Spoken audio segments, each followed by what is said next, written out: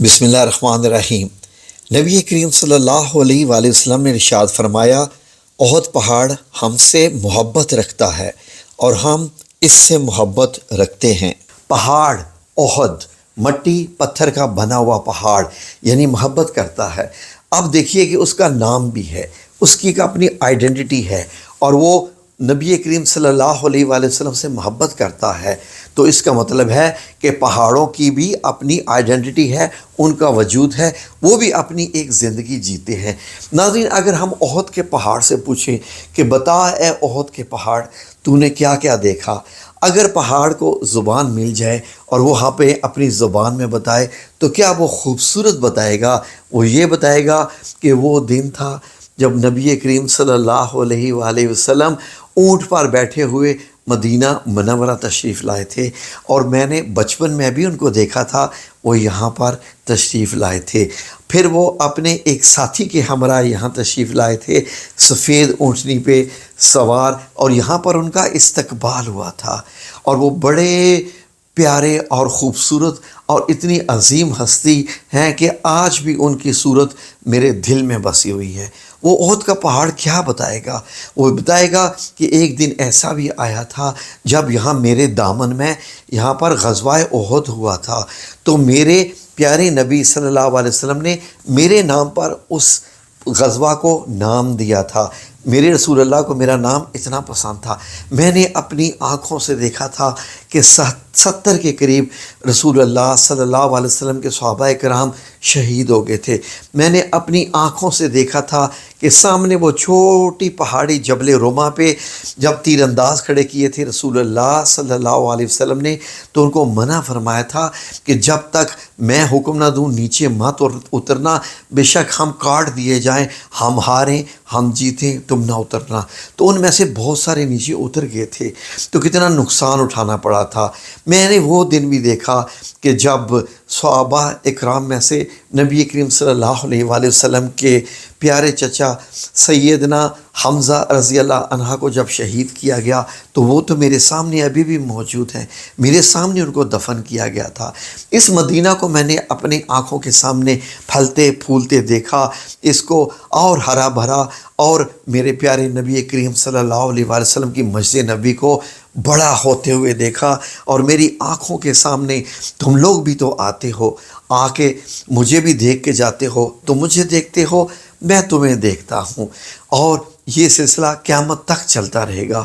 مجھے تم لوگوں سے بھی پیار ہے، اس لیے کہ تم میرے رسول اللہ صلی اللہ علیہ وسلم سے پیار کرتے ہو، مجھے تم لوگ بہت پیارے لگتے ہو، تم بھی مجھ سے محبت رکھو، مجھے دیکھا کرو، مجھے یاد کیا کرو، اور جب بھی آؤ میرے ساتھ باتیں بھی کیا کرو۔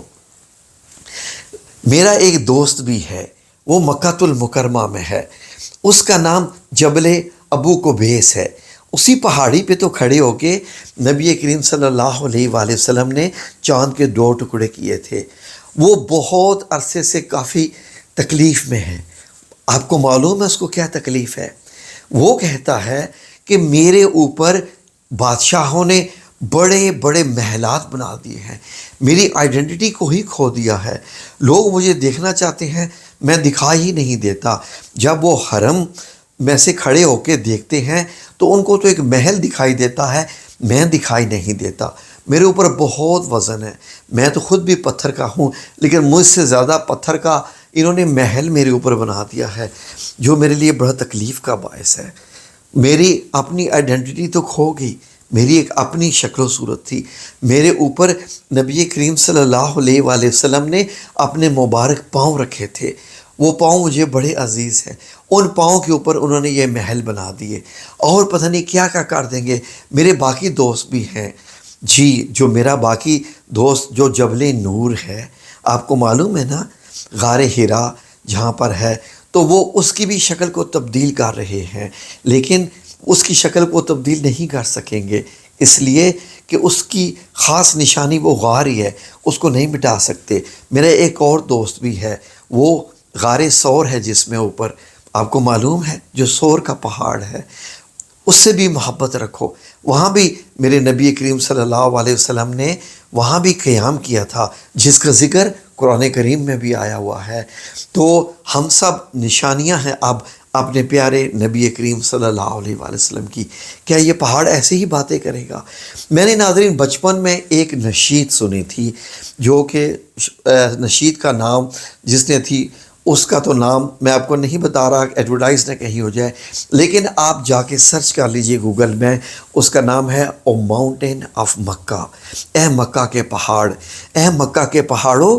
تمہیں یاد ہے جب ایک دن سیدنا ابراہیم علیہ السلام نے اس وادی میں قدم رکھا تھا، اور وہ ساتھ بی بی ہاجرہ علیہ السلام اور ننا اسماعیل علیہ السلام ان کے ساتھ تھے، انہوں نے یہاں آ کر خیمہ لگایا تھا، اور وہ پہاڑ آپ کو وہ ساری کہانی بتائے گا کہ کیسے بی بی ہاجرہ علیہ السلام نے یہاں پر کیسے 7 چکر لگائے تھے صفا اور مروہ کی پہاڑی میں، اور اس کے بعد پھر زمزم کا کنواں نکلے گا۔ یہ سارے پہاڑ آپ کو کہانیاں سنائیں گے، بڑی بڑی خوبصورت کہانیاں ان کی آنکھوں کے سامنے ہیں۔ کاش کہ ان کو ایسے ہی رکھا جائے، ان کو نہ چھیڑا جائے۔ میں جب گیا تھا اور میں جب احد کے پہاڑ کو دیکھ رہا تھا تو یقین کریں کہ میری آنکھوں میں آنسو آ گئے تھے، میں آپ کو سچ بتا رہا ہوں۔ ان آنسوؤں کی وجہ یہ تھی کہ جب میرے نبی کریم صلی اللہ علیہ وآلہ وسلم نے اپنی مبارک آنکھوں سے اس پہاڑ کو دیکھا تھا تو یہ پہاڑ ایسے کا ایسا ہی تھا، بالکل ایسے ہی تھا۔ جو منظر میرے رسول اللہ صلی اللہ علیہ وآلہ وسلم کی آنکھوں میں بسا تھا، ایگزیکٹ وہی پہاڑ، وہی منظر، کیونکہ اس پہاڑ کو نہیں بدلا گیا، آج میری آنکھوں میں بھی آیا ہے۔ جو چیز میرے رسول اللہ صلی اللہ علیہ وآلہ وسلم نے دیکھی تھی، آج میری آنکھوں میں بھی ویسے ہی آ رہی ہے۔ کتنے خوبصورت مناظر ہیں جن کو میرے نبی کریم صلی اللہ علیہ وآلہ وسلم نے دیکھا، اور وہ آج بھی ویسے کی ویسے ہی ہیں۔ جب آپ یہ مناظر دیکھتے ہیں تو آپ اللہ کا شکر ادا کیجیے۔ اگر آپ پاکستان میں بیٹھے بیٹھے وہ مناظر دیکھنا چاہتے ہیں جن کو میرے نبی کریم صلی اللہ علیہ وآلہ وسلم نے دیکھا، تو دیکھیے آپ اس خوبصورت چاند کو جو اس وقت بھی ویسے ہی چمکتا تھا۔ یہ سورج نبی کریم صلی اللہ علیہ وآلہ وسلم پر بھی اپنی پیاری سی دھوپ، روشنی والی پر نور دھوپ جو ہے وہ روشن کرتا تھا۔ یہ چاند، یہ سورج، یہاں سے تو ہم یہی دیکھ سکتے ہیں، لیکن ان دونوں کو میرے نبی کریم صلی اللہ علیہ وآلہ وسلم نے اپنی مبارک آنکھوں سے دیکھا۔ جب آپ مدینہ اور مکہ جائیں تو ان کی زیارات کرتے وقت آپ ان چیزوں کا دھیان رکھیں کہ ان چیزوں پہ نبی کریم صلی اللہ علیہ وسلم نے بھی اپنی مبارک نظریں ڈالی، جن کو آج آپ دیکھ رہے ہیں۔ تو آپ کتنے خوش نصیب ہیں، آپ تو بڑے صاحب نصیب ہیں کہ اللہ رب العزت نے یہ مناظر آپ کو دکھائے۔ جب آپ مسجد نبی میں بیٹھے ہوں تو آپ یہ دیکھیے کہ اسی فضا میں، اسی جگہ پر میرے رسول اللہ صلی اللہ علیہ وآلہ وسلم نے بیٹھ کر سانس لیا تھا، یہی جگہ بیٹھے تھے۔ چند فٹ دائیں، چند فٹ بائیں ہو سکتا ہے، لیکن جگہ یہی تھی۔ اس جگہ پر جب آپ بیٹھے تو کبھی اس منظر کو ضرور دیکھیں، اور اپنی آنکھوں کو بند کیے بغیر آپ کو وہ منظر دکھائی دیں گے۔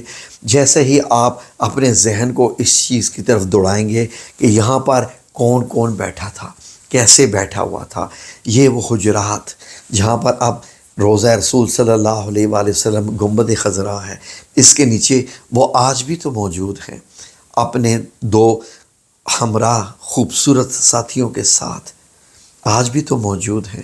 سیدنا عمر بن خطاب رضی اللہ عنہ، سیدنا ابو بکر صدیق رضی اللہ عنہ۔ یہ سیدنا کہنا کتنا خوبصورت لگتا ہے۔ سید کا مطلب عربی میں آقا کا ہوتا ہے، سردار کا ہوتا ہے۔ جب آپ یہ کہتے ہیں نا کہ سید تو سردار، سیدنا، جب آپ نا لگاتے ہیں نا تو کیا ہوتا ہے؟ میرے سید۔ نا کا مطلب ہوتا ہے عربی میں کہ یہ میرے ہیں۔ جب آپ ان کو اپنے اس طریقے سے الفاظ سے بلاتے ہیں، پیارے الفاظ سے، سیدنا ابو بکر، سیدنا حمزہ، سیدنا علی، سیدنا عثمان، سیدنا عمر بن خطاب رضوان اللہ اجمعین پر جب آپ یہ لفظ بولتے ہیں تو کتنے خوبصورت لگتے ہیں۔